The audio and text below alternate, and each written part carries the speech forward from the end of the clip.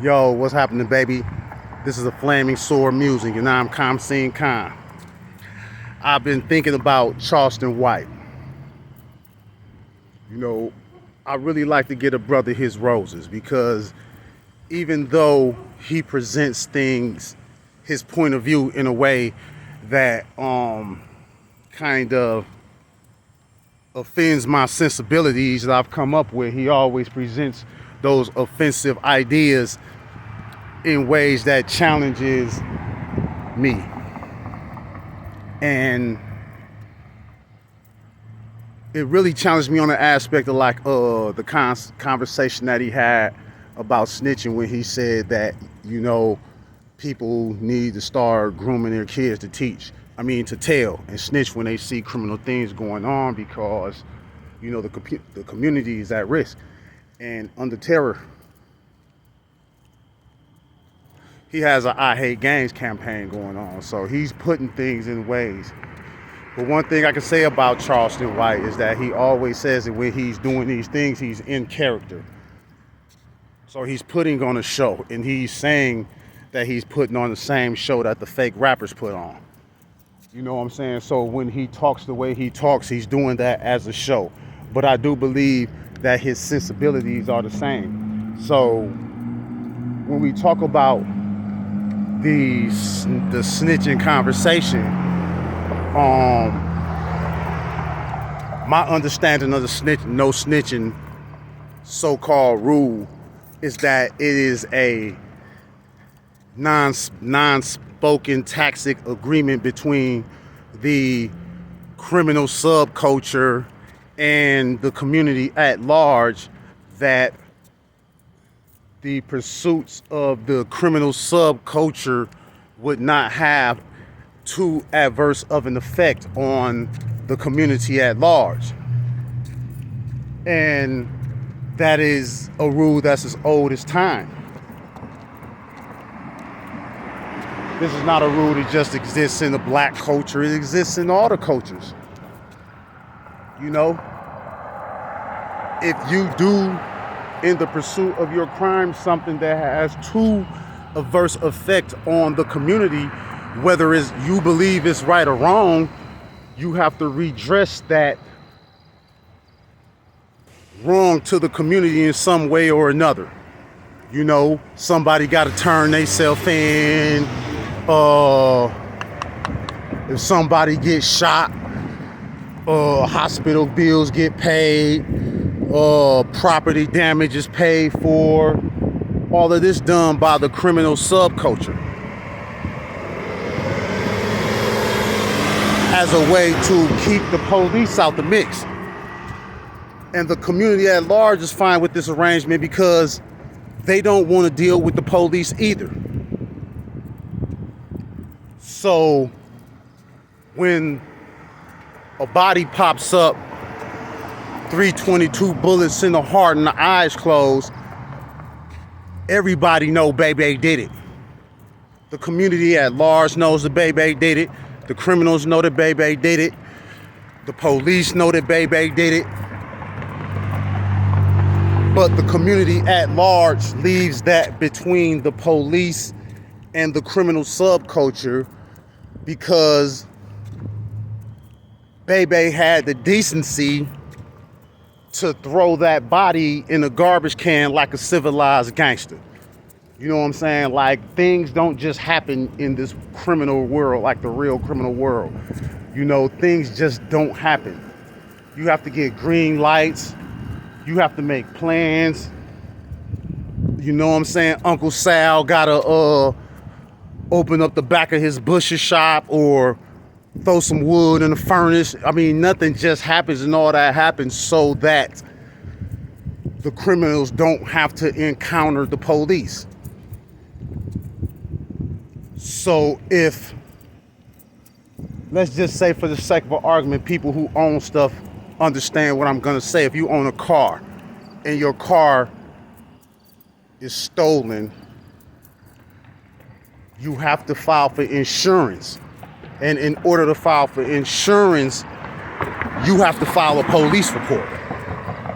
So if your car gets shot up, your house gets shot up, anything gets damaged, you have to file a police report just to get insurance, just to file your insurance claim. So imagine the nerve of a person shooting up your house on accident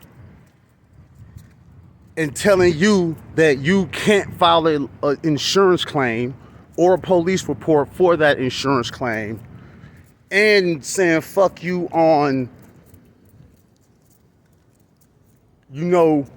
redressing the wrong of what happened to your property.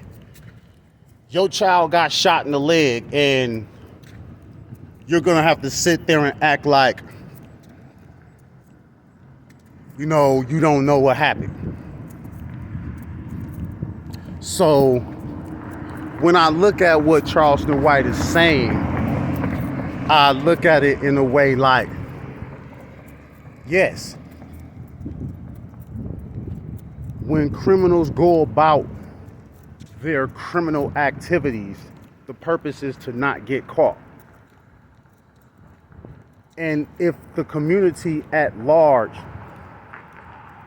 is constantly in terror of the criminal element, then number one, the criminals are not going to be able to operate. If you're living in a war-torn hood,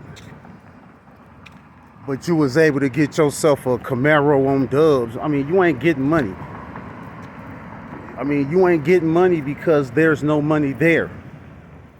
And the reason why there's no money there is because your criminal activities are having too adverse of an effect on the community. So basically,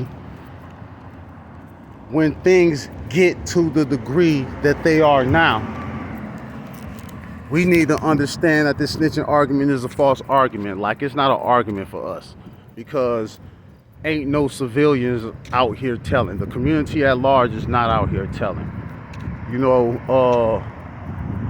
For one, the community at large has long been terrified of criminals to tell. That's part of the, you got the silver, you got the silver or lead theory. Most of the time, the community at large would take the silver instead of the lead, But nowadays, ain't even no silver in the criminal community. Ain't no reason for civilians to keep their mouths shut. Ain't no reason for fathers who want to see their sons be able to go get a pack of Skittles or some shit without getting blammed up. There's no silver for them to keep their mouths shut. So they're terrified. They're not telling nothing. You know what I'm saying? They're running from the police just as fast as everybody else, because they don't even want to be seen with the police. They don't want the police to even walk into their house. They're not even coming in. They're doing the things that the criminals are supposed to be doing out of fear of the criminals. And the criminals are running around acting like they just don't got rules just because they're criminals. So what happens is that, criminals end up telling on themselves. They end up telling on themselves by going through their criminal pursuits in ways that just gets them caught. For one, like, it's cameras everywhere. You know what I'm saying? So you got to be a really smooth operator and go about your stuff, way more precise than people had to back in the day. You decide you want to kill somebody, you got to set up something, you got to do some real things. And you step outside and just start shooting, everything is on camera. People got cameras in their houses. They can get on their phone and just look and see what's going on. It's crazy. So if you commit a crime in the way that guys are committing crimes nowadays, you're going to get caught. So you're snitching on yourself, first of all. Second of all, the criminals are the only ones, like, literally telling on each other. There are no cases being solved on the streets. You know what I mean? Like I said, people ain't even letting police into their houses. They're stopping them at the door. They've been doing that since the 60s, the 70s, before that maybe even. You know, the civilians are observing their end of the bargain. You know, these cases are being solved in interrogation rooms. These cases are being solved in discoveries, stuff like that. Surveillance, like the criminals are telling on each other, and it's all a part of the general lawlessness, because if they don't feel like they have to observe the law, the terms of the conditions that, like, their end of the bargain of the no snitching agreement between the criminal subculture and the community at large, then they're not going to honor the non-snitching part either. You know what I mean? They're not honoring any of it. So it's like, okay, cool. Charleston Wright might be right in what he said about people changing their opinions about snitching, because I really do think that a lot of people's opinions about snitching are based off of antiquated concepts that were never really fruitful or worth believing in the first place. So yes, I do believe that the community at large, the civilians of the community, even the criminals in the criminal subculture, I mean, just think about it. It's like,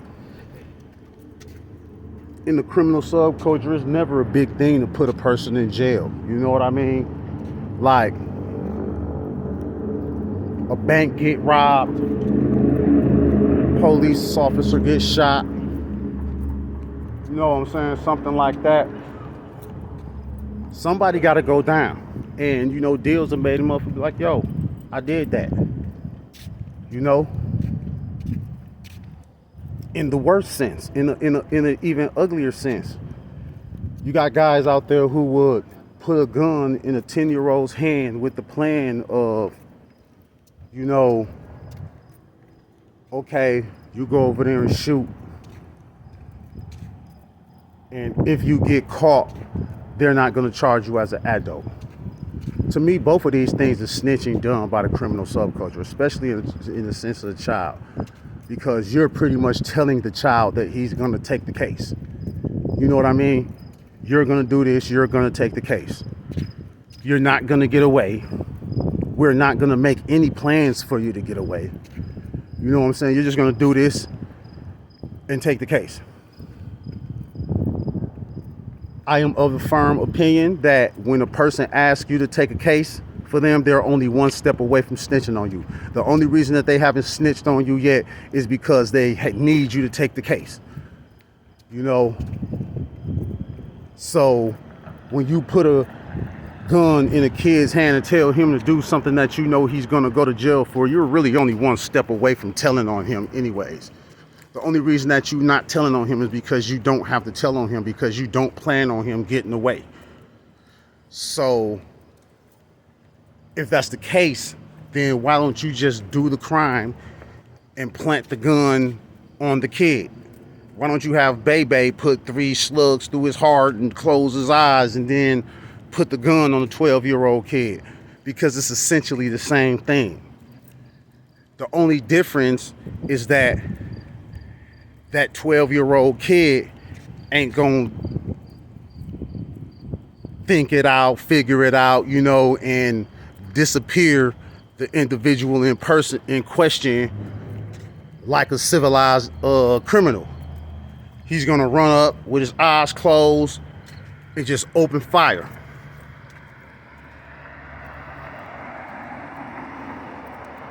And you set him up to do that knowing that he was gonna get caught, knowing that he wasn't going to do the job right, knowing that the person that he was shooting at was probably going to get away, and that everybody except for the person that was being shot at was going to get hit. And now you're at the door of the person who got hit, family, demanding that they don't snitch. And there's no one in the community that feels like they should be the one standing in between those criminals and that family of civilians that has nothing to do with the activities of the criminal subculture. I mean, like, there used to be a day when even criminals wouldn't go for that. You know? There used to be a day that when an innocent bystander got shot, a kid got shot, it was violations, bloodshed, you know, repercussions behind that stuff, you know. So if there was, and even back then, like, there was a stronger non-criminal element. Like, nowadays, you either a criminal or you a buster, I guess. I don't know. You either a criminal or a square. But back then, you had a lot more subcultures where men could be men. You had the militant movement. You know, you had the civil rights movement. You know, you had the highly educated black man. You had military soldier movements, Freemasons. You had a lot more avenues where men can be men. And I think that was probably something that kept the gangster element in check. And nowadays, there are a lot less of those. Just like I said, you either a gangster or you're not considered the type of guy who is worthy to hold the slot of being able to bang a pistol or such and so on. So, like I said, you know, my name is Kamsi and Khan. I'm working this out. Shouts out to Charleston White, man. You really helped me